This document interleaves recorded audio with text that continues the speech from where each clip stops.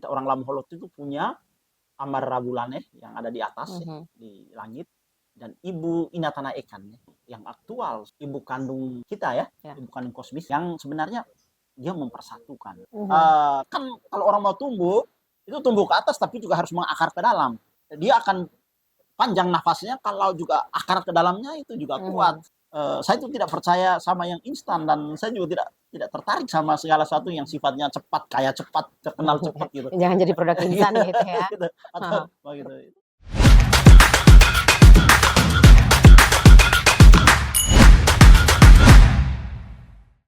Halo, jumpa lagi bersama saya Sevi Belang di Ruby Rumah Bincang. Sudah beberapa episode kami hadirkan ke hadapan teman-teman Ruby semuanya. Biasa di Rumah Bincang kami menghadirkan tamu-tamu istimewa yang akan membicarakan tentang giat-giat yang dilakukan, dikerjakan, kemudian mimpi-mimpi dan harapan-harapan bisa diceritakan di sini ya, di Bincang-Bincang. Ini Rumah Bincang. Sudah hadir bersama saya seorang tokoh ya. Kalau bicara soal tokoh berarti ini sangat berpengaruh ya. Ya, sudah ada bersama saya saudara kakak, biasa kami panggil kakak si abang, Sylvester Petara Hurit. Beliau inilah yang mendirikan Nara Teater. Kalau yang pernah menyaksikan beberapa pertunjukan atau pernah mendengar Nara Teater, pendirinya ini yang ada di sebelah saya. Biasa kami sapa dengan Kak Sil. Ya, Kak Sil Hurit ini bekerja sebagai ASN di Dinas Pariwisata dan Kebudayaan Kabupaten Flores Timur sebagai Kepala Bidang Kebudayaan. Betul ya, Kak? Kepala Bidang Seni Budaya. Salam jumpa buat Kak Sil, sehat? Sehat. Luar biasa ya. Ini wajah-wajah pemikir, lagi memikirkan naskah-naskah nanti yang ada, atau tokoh-tokoh yang akan diciptakan oleh seorang Bung Sil. Sebelum kita berbicara tentang giat selama 2025 ini, proyek yang dilakukan atau yang mau dikerjakan, kita mau minta cerita dulu Kak Sil soal Nara Teater ini berdiri tahun berapa, kemudian apa yang membuat seorang Sylvester Petara Hurit mendirikan Nara Teater dan mengumpulkan teman-temannya? Baik, saya pulang kampung ya, pulang Flores itu 2010. Tahun 2010 saya pulang. Saya melihat, saya pergi ya keluar dari Flores itu 2001 ke Bandung. 2010 saya pulang, saya lihat kok apa ya, Flores Timur terutama Larantuka itu tidak jauh beda seperti saya pergi gitu. Tidak ada apa ya, pertumbuhan paling tidak secara fisik yang berarti. Lalu saya pikir kira-kira apa yang bisa saya kerjakan di sini. Nah, memang saya punya basic teater ya, seni pertunjukan, pergaulannya juga di kesenian. Paling tidak itu yang saya punya, modal yang saya punya. Tahun 2011 saya masuk bekerja sebagai pamong budaya waktu itu di Dinas Pendidikan dan Kebudayaan waktu itu. Pendidikan dan Kebudayaan. Awalnya mulai mendorong event-event ya, awal-awal festival-festival dan lain-lain. Tapi kemudian saya melihat aktivitas teman-teman muda itu biasanya menunggu event ya. Kalau ada event pemerintah, ada 17-an, baru ada aktivitas geliat terutama di kesenian, di kebudayaan.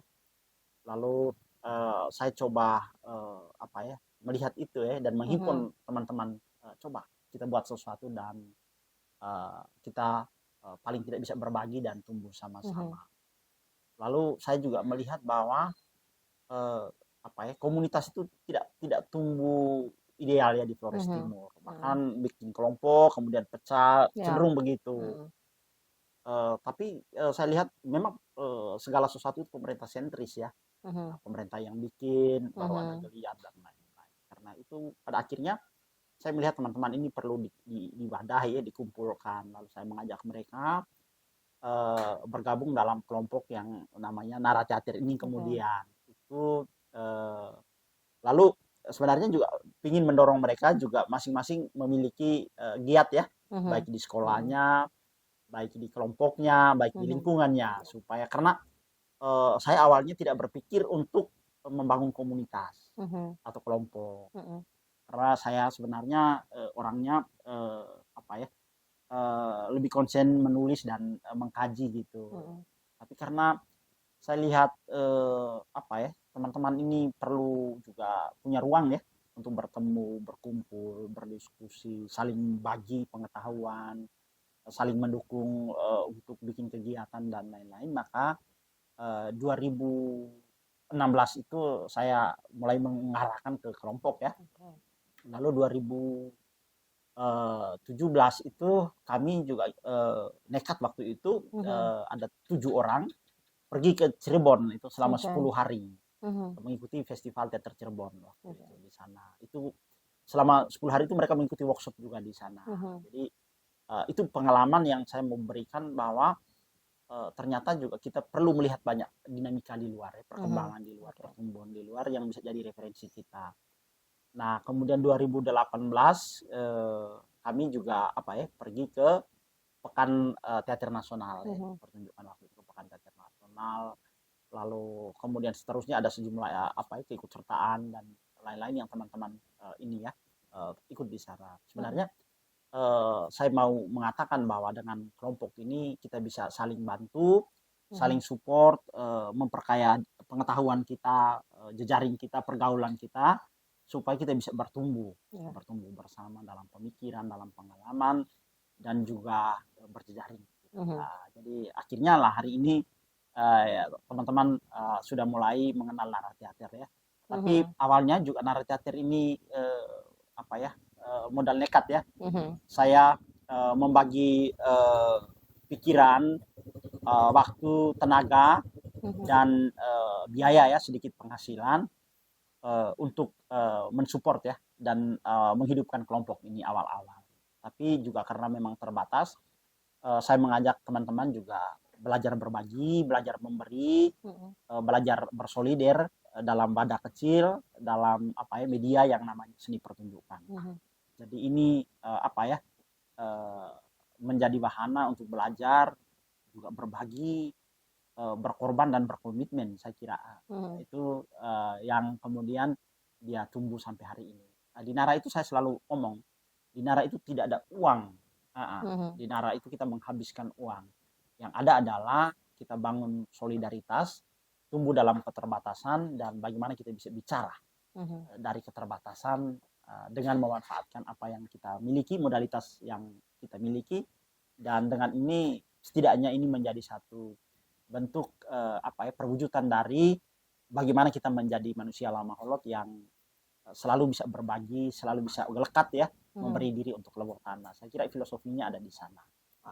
Ini bagaimana cara merekrut untuk bisa bergabung dengan Nara Teater, kemudian dengan karakter-karakter yang berbeda-berbeda ini, bagaimana seorang Sil bisa menghadapi teman-teman yang di dalam Nara Teater dan karakter yang berbeda, latar belakang pendidikan, dan ini seperti apa sehingga bisa tetap bertahan sampai sekarang? Pertama bahwa awalnya itu memang cari orang susah sekali. Jadi yang mau saja ya sudah ikut gitu. Karena bagaimana orang menghabiskan waktunya, tenaganya, lalu tidak mendapat ya secara, kan kita ini hidup juga masih berjuang ya, secara ekonomi ya, untuk makan saja kita masih berjuang gitu kan, dan tidak semua orang punya pekerjaan baik ya. Ada yang guru tapi ada juga yang serabutan, dan waktu itu beberapa yang juga belum punya pekerjaan gitu. Dengan ikut sebuah kelompok yang juga tidak memberi kita dampak paling tidak secara ekonomi, itu kan juga tidak semua orang mau. Lalu juga komitmen ya, banyak orang yang mau tampil tapi juga tidak cukup kuat untuk berdisiplin, gitu, berkomitmen satu dengan yang lain, berkorban gitu kan. Lalu saya keras ya, saya itu orangnya keras. Kalau berlatih itu beda, itu keras gitu. Jadi kalau di keseharian saya orangnya santai, mungkin jarang marah gitu. Tapi kalau di latihan saya sangat tegas, sangat keras, karena prinsipnya sederhana sih. Kalau kita mau hasil yang baik, harus berproses secara sungguh-sungguh gitu. Kita tidak bisa menghasilkan sebuah karya yang asal-asalan. Kasihan waktu, tenaga, dan kita tidak mendapat sesuatu ya, paling tidak pengalaman ya, pengalaman berproses, pengalaman mengalami sesuatu, mendalami sesuatu secara intens. Nah, dan saya memproduksi pertunjukan dengan teman-teman itu mengelola apa yang mereka punyai, tapi juga sambil memastikan bahwa mereka juga tumbuh secara pengetahuan, secara pengalaman ya, dan juga pergaulan. Bagaimana tadi menghadapi mereka yang beda-beda usia ya, beda karakter, beda penting juga. Prinsip dalam berkomunitas itu pertama, kita saling menghormati. Oke. Satu. Yang kedua, saling melihat apa ya, bahwa semua itu punya potensi, punya keunggulan, punya kemampuan, seterbatas apapun dia gitu. Yang berikut, kita punya kekurangan, dan kekurangan itu mari kita saling tutup. Jadi aktor-aktor saya itu kan rata-rata orang yang tidak punya basic, bahkan tidak punya pengalaman, bahkan juga ada yang tidak punya pendidikan yang cukup baik gitu kan. Saya memang menggarap di Nara ini, tapi saya juga menggarap sejumlah pertunjukan di luar Nara. Itu kan ada yang orang tua sudah 60-an tahun, bahkan yang ada yang pernah sampai mau 80-an, 90 kan juga pernah gitu. Jadi dengan usia yang berbeda itu, pertama prinsip saling menghormati itu pasti pertama harus ditonjolkan. Yang berikut, kita menghadapi sesuatu yang besar gitu. Karena itu kalau misalkan saya marah atau apapun, ditempatkan dalam konteks mewujudkan sesuatu yang besar. Gitu. Tidak dalam arti bahwa saya lebih superior dan lain-lain, itu tidak. Seorang sutradara dia menempatkan diri ya dalam konteks ini supaya semua orang bisa merasa nyaman, walaupun pada akhirnya dalam proses kita keras dan lain-lain, tapi pada akhirnya kemudian dia memahami bahwa proses yang serius ini, pengembelengan diri kita yang serius ini akan membuahkan hasil yang kita bisa nikmati bersama. Ada kepuasan batin ya, kepuasan estetik, karena kita sudah berusaha dan melakukan segala sesuatu dengan memanfaatkan, mengoptimalisasikan potensi dan kemampuan kita. Justru pencapaiannya di sana ya. Kita berjuang, berusaha. Kan teater ini kan lucu ya, latih setengah mati gitu kan. Tapi kemudian berapa bulan lalu pentas 1 jam atau 45 menit lalu selesai, orang tepuk tangan dan bubar gitu kan. Gitu. Tapi proses itu kenikmatan untuk membangun kemudian membubarkannya gitu. Itu jadi kemudian saya memahami bahwa, dan mengajak teman-teman, teater itu bukan untuk pertunjukan, tapi sebenarnya prosesnya ini yang penting. Kita belajar menjadi manusia dalam proses kecil yang kita tempuh bernama teater ini. Tadi Kak Sil bilang di Nara tidak memberikan apa-apa ya, misalnya kalau mau cari uang tidak di sini karena Nara tidak punya uang. Tapi bagaimana strategi seorang Sil untuk meyakinkan? Karena saya lihat personil-personil ada yang tetap ya, dari Nara pertama sampai dengan saat ini itu masih ada. Bagaimana meyakinkan mereka bahwa mereka bisa sampai bertahan dengan kondisi? Sebenarnya kan saya selalu omong bahwa kekayaan itu tidak melulu uang ya. Tapi wawasan kita bertambah itu juga kekayaan ya. Jejaring kita yang makin terbuka gitu kan. Dengan kita sering menekuni sesuatu, kemudian pada akhirnya juga mereka tahu bahwa mereka konsen pada sesuatu ya, dan itu bermanfaat, punya dampak publik. Lalu kemudian beberapa kemudian akhirnya juga terlibat dalam sejumlah kegiatan di luar ya yang kita dorong, dan pada akhirnya dia merasa bahwa di Nara ini kita bertumbuh gitu. Dan inilah manfaatnya gitu, bahwa tidak mendapatkan materi tapi kita mendapatkan jenis kekayaan lainnya, kepuasan batin yang lain, dan rasa kebersamaan ya, persaudaraan dan solidaritas itu kita bangun sama-sama. Dan saya kira itu ruang yang lain ya, pengalaman yang lain, kekayaan yang lain yang bisa kita gali bersama, yang bisa kita peroleh bersama di Nara ini. Sudah berapa banyak karya yang ditampilkan oleh Nara, kemudian pentas-pentasnya di mana? Saya kira panggung besar juga nih ya pentasnya.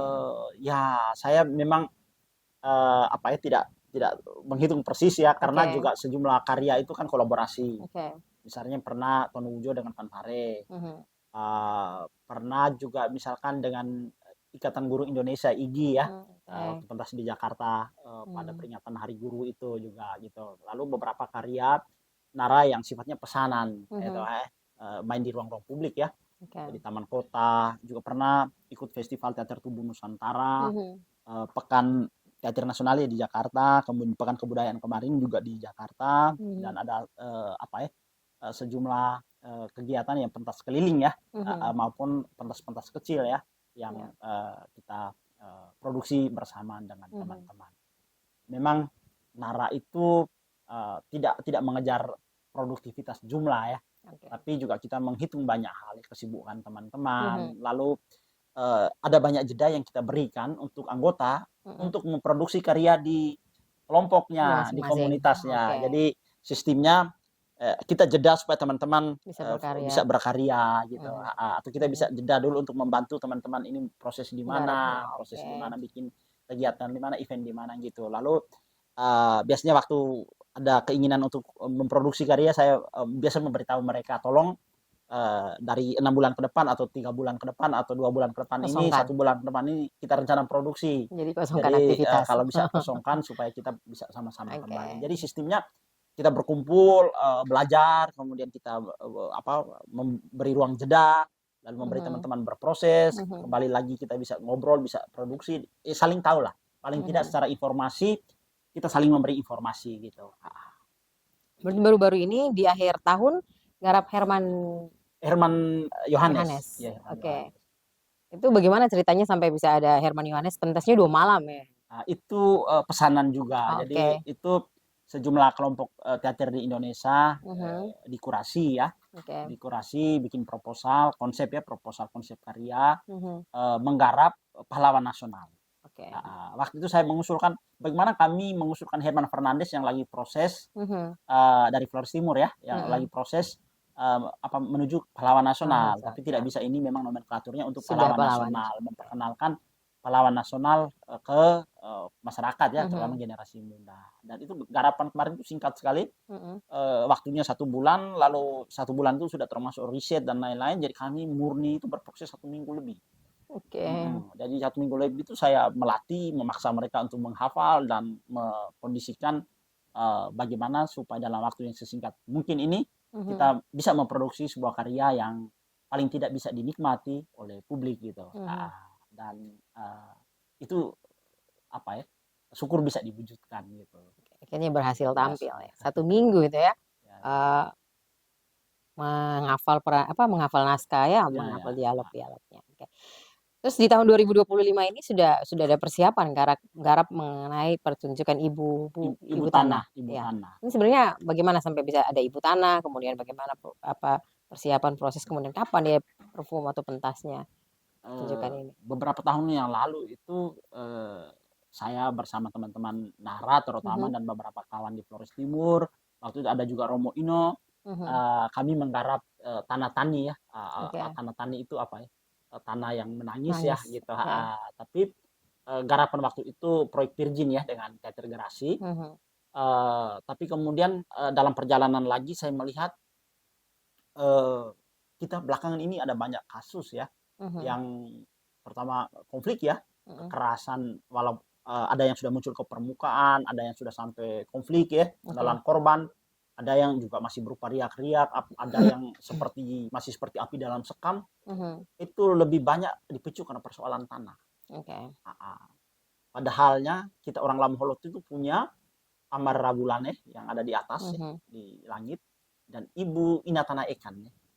Ibu tanah, ibu bumi kan, yang aktual sebenarnya itu ibu kandung kita ya, ibu kandung kosmis ya, yang sebenarnya dia mempersatukan. Jadi tanah itu mempersatukan idealnya, membuat kita jadi satu, jadi hidup, jadi segar ya. Jadi tanah itu punya sifat memperbaharui, berbagi gitu kan, memberi hidupnya ya, menumbuhkan tanaman, udara dan lain-lain, itu menopang kehidupan kita. Jadi idealnya tanah ini mempersatukan.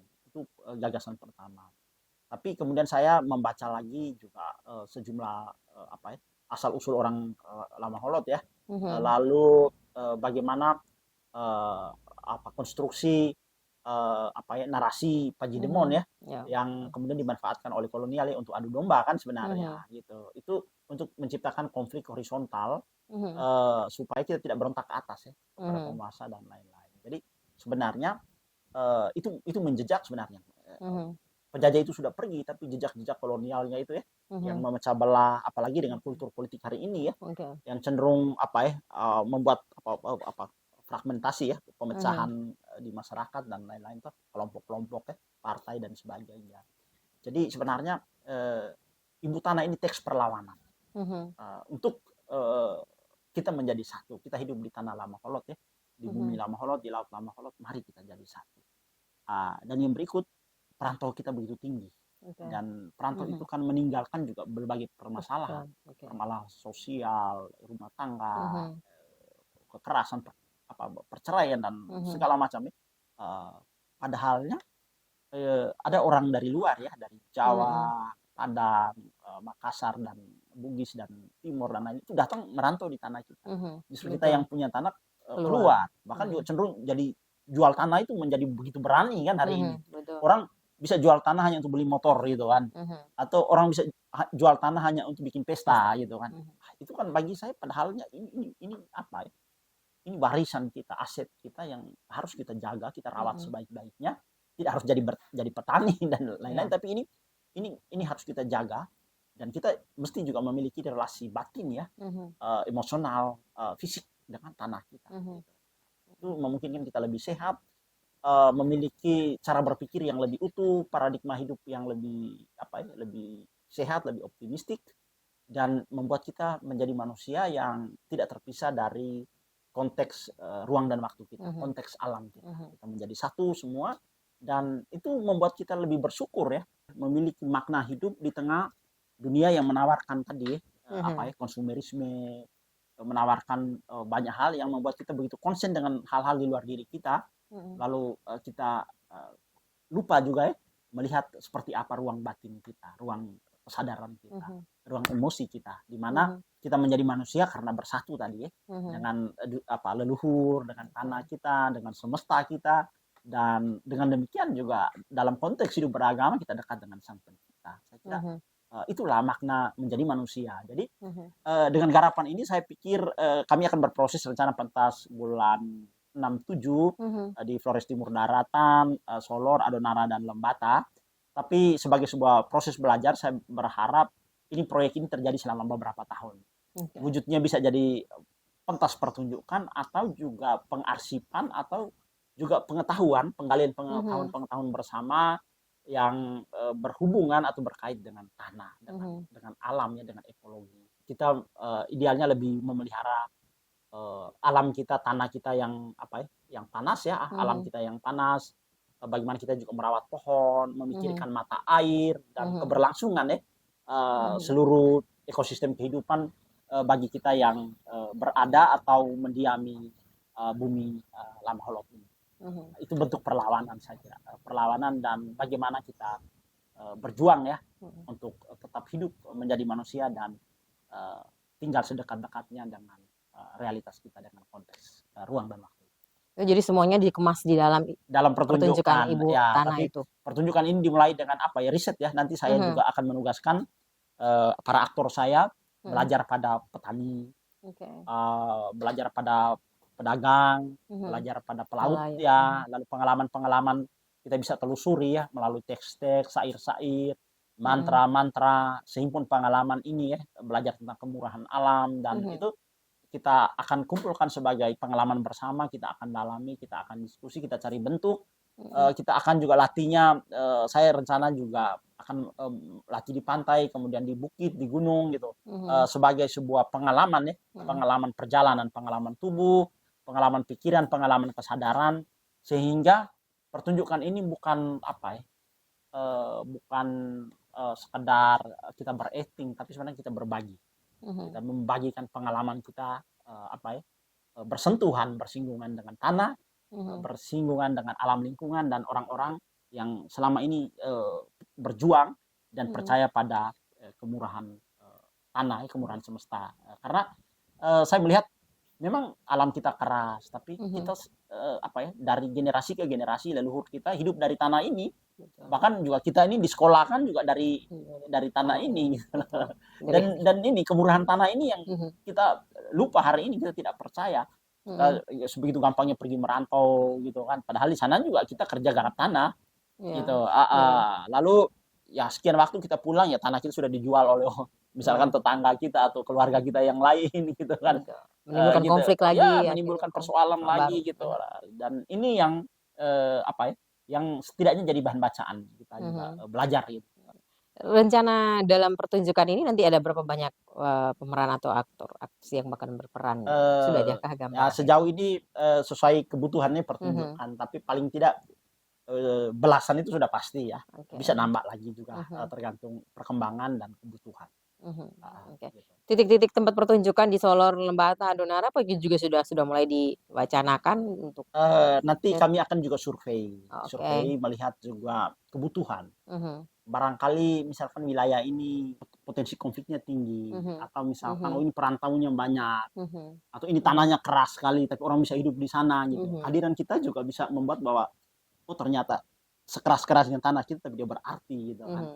Mhm. Mhm. Seperti ibu yang menyusui kita, ternyata dia Mhm. keras tapi dia bisa memberi kita hidup kan, dan Mhm. bertahan sampai hari ini. Hidupnya itu bisa berupa di darat atau di laut kan.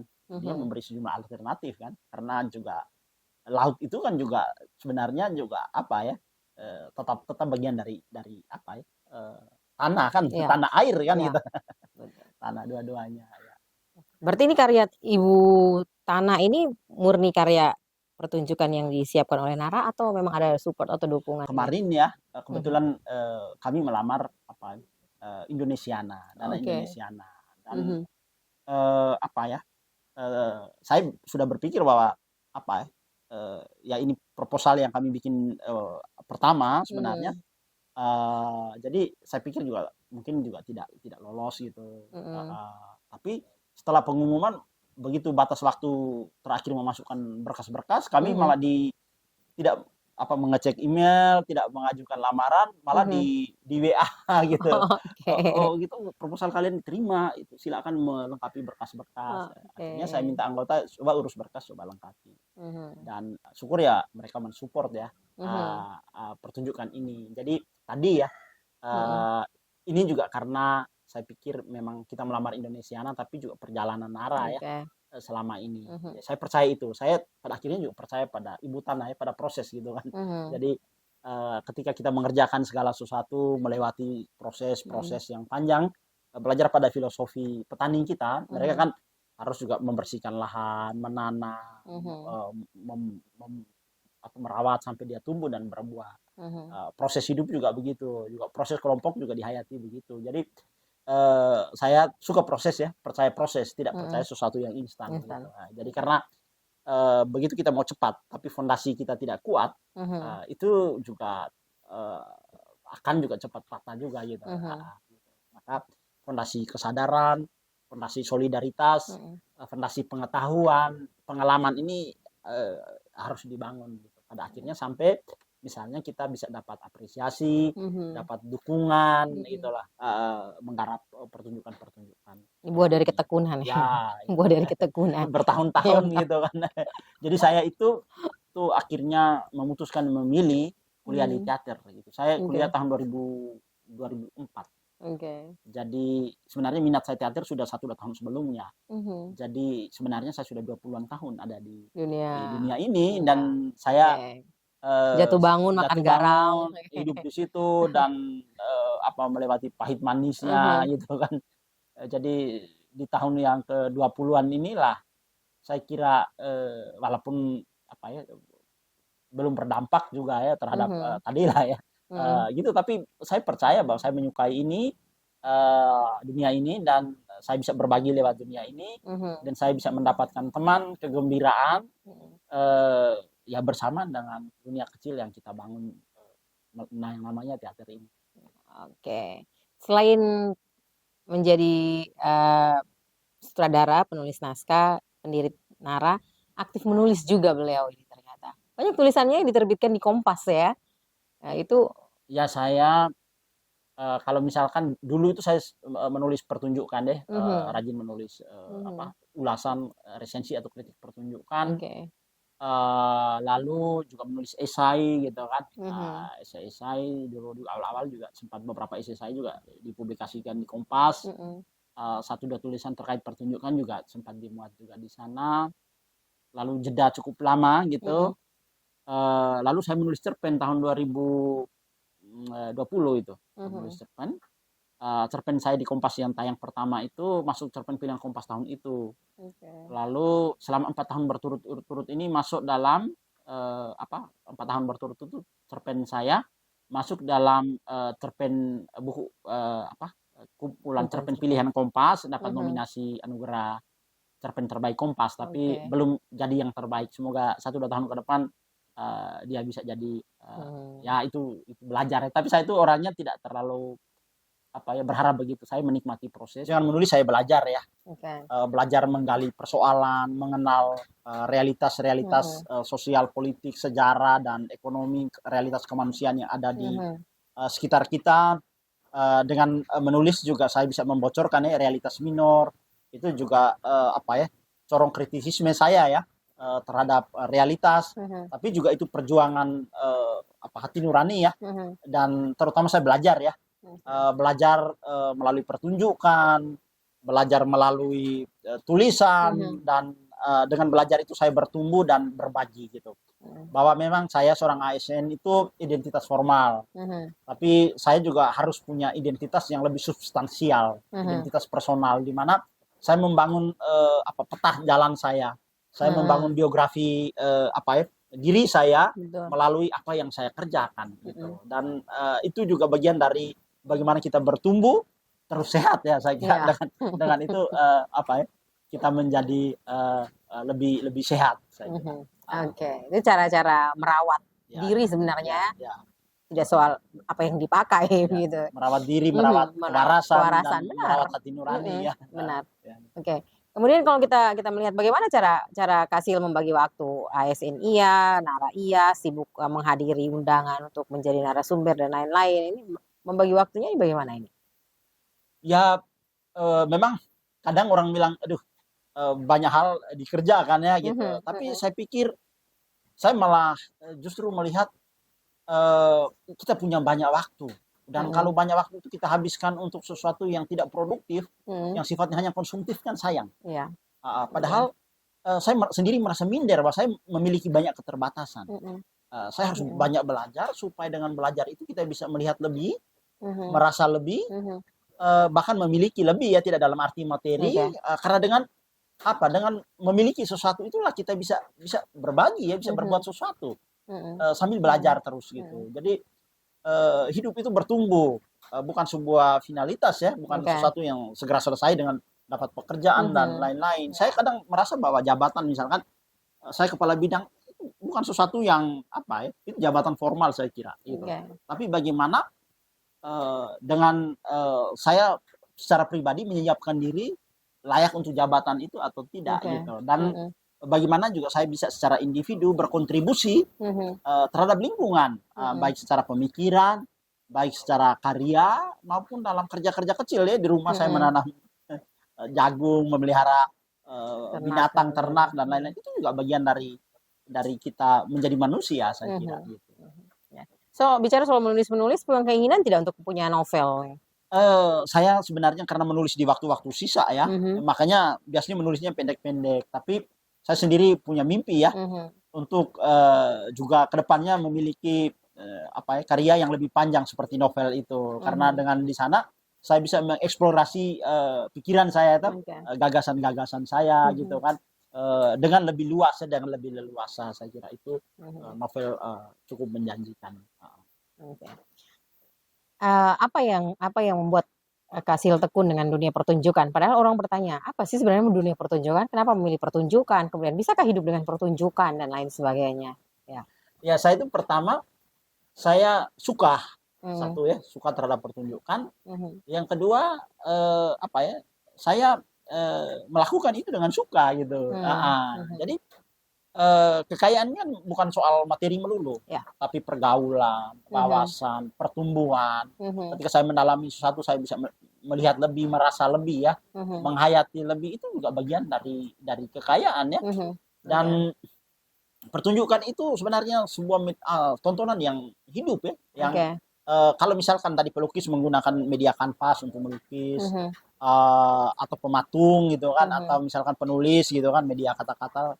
Tapi menjadi seorang aktor itu atau seorang kreator ya di seni pertunjukan itu kan mulai dari menggali gagasannya. Saya tertarik pada sesuatu, saya penasaran dengan sesuatu, saya ingin ngangkat ini. Lalu saya bisa mengajak orang untuk, bahkan diri saya sendiri bisa menjadi aktor tuh, memanfaatkan tubuh, pikiran, batin, kesadaran, kepekaan, gerak, bahkan juga mengolah keterbatasan ini gitu loh. Bahkan juga seluruh kepekaan panca indrawi Mhm. untuk dipersiapkan dengan intens, dibawa bertemu dengan dunia penonton dalam momen pertunjukan langsung gitu. Dan saya percaya yang langsung itu dia menular gitu. Oke. Dia menular. Dia meninggalkan sesuatu jejak gitu. Bisa kepada keluar kepada publik, tapi bisa ke dalam kepada pelakunya gitu. Dan saya kita itu bagian dari pengalaman menjadi manusia, di mana seluruh perangkat diri kita, tubuh kita, indrawi kita itu juga terus diolah, terus dikembangkan, ditumbuhkan untuk hadir. Jadi diri ini juga dia memiliki tabungan pengalaman. Ya. Dia semakin banyak mengalami pengalaman pertemuan yang sifatnya massal ya, pengalaman totalitas pertunjukan itu, dia juga bertumpu dalam kepekaan. Gitu. Nah, ini itu pengalaman yang menyenangkan dan sensasinya saya kira itu luar biasa, dan saya suka yang begitu gitu. Oke, baik. Apa pesan yang mau disampaikan kepada teman-teman Ruby yang menyaksikan tayangan ini, Kak Sil? Saya punya pesan bahwa kita semua itu terlahir dengan bakat masing-masing. Dan bakat itu sesuatu yang istimewa. Tuhan itu menciptakan semua itu istimewa. Betul. Nah, persoalan sekarang adalah apakah kita bisa memanfaatkan waktu yang sebaik-baiknya ini untuk mengerjakan apa yang kita sukai dan bertahan, bertekun gitu, pelan-pelan gitu, tidak harus hari ini dan besok gitu. Saya sejak 2004 ya memilih kemudian kuliah di teater ya, dan menekuni itu sekarang sudah 2025, sudah 21 tahun, dan belum jadi apa-apa dan belum memiliki apa-apa juga, tapi saya menikmati itu sebagai sebuah pengalaman perjalanan dan pengalaman pertumbuhan. Kan kalau orang mau tumbuh, itu tumbuh ke atas tapi juga harus mengakar ke dalam. Mengakar ke dalam itulah proses. Kita tuh dia akan panjang nafasnya kalau juga akar ke dalamnya itu juga kuat, sehingga ketika dapat tekanan badai, goncangan angin kencang, kesulitan kita tetap bertahan dan tumbuh, karena memang akar kita menghujam ke dalam. Sesuatu yang kita bangun lama dan itu butuh waktu dan kesabaran. Saya kira filosofi petani ya, gitu loh, dia harus menanam dan merawat sampai memetik hasil. Jadi saya itu tidak percaya sama yang instan, dan saya juga tidak tertarik sama segala sesuatu yang sifatnya cepat, kaya cepat, terkenal cepat gitu. Jangan jadi produk instan gitu ya. Gitu. Atau begitu. Itu kerja pelan-pelan dan dia butuh butuh dunia yang sepi. Butuh sesuatu yang dikerjakan dengan intens, dalam diam, tidak harus selalu diketahui gitu. Memang hari ini kan dengan kemajuan teknologi informasi, kecenderungan orang menjadi populer, terkenal, dan ini publik itu kan cepat gitu. Tapi itu juga mesti diimbangi dengan dengan fondasi proses ya, dan pengalaman menekuni sesuatu dalam semesta tertutup ya, dalam dunia yang suntuk ya, yang intens gitu, yang personal, itu juga harus dibangun. Saya kira supaya kita jangan terlalu mau cepat lah. Yang cepat-cepat itu tidak enak gitu. Terima kasih Kak Sil sudah hadir di Ruby Rumah Bincang, sudah berbagi cerita, berbagi pengalaman, bagaimana cara merawat kewarasan, merawat diri, merawat hati nurani juga pikiran biar tidak sakit begitu ya. Berada di dunia yang kadang-kadang juga tidak menyadari kalau sedang sakit saat ini. Terima kasih Kak Sil sudah hadir di Ruby. Mudah-mudahan perbincangan kita menjadi manfaat, menjadi inspirasi. Sudah berbagi tentang impian nanti menulis novel. Baik, Anda dan saya kita semua memiliki waktu yang sama 24 jam, Tuhan kasih. Tapi sudah maksimalkah Anda menggunakan waktu 24 jam itu? Apakah Anda sudah menabung selama 24 jam itu? Menabung relasi, menabung hubungan baik dengan alam, menabung hal-hal yang menjaga kewarasan hati nurani Anda? Mungkin Anda akan berpikir, apa sih saya yang tabung sekarang? Bukan soal harta benda, bukan soal finansial materi, bukan soal itu. Sudah banyak menabung apa untuk diri sendiri supaya tetap sehat, menjaga kewarasan, menjaga pikiran, menjaga hati nurani, supaya kita tumbuh bersama-sama dengan tekun melakukan sesuatu yang kita kerjakan. Saya Sevi Belang, terima kasih sudah menyaksikan Ruby. Sampai jumpa lagi di Rumah Bincang edisi berikutnya. Dadah.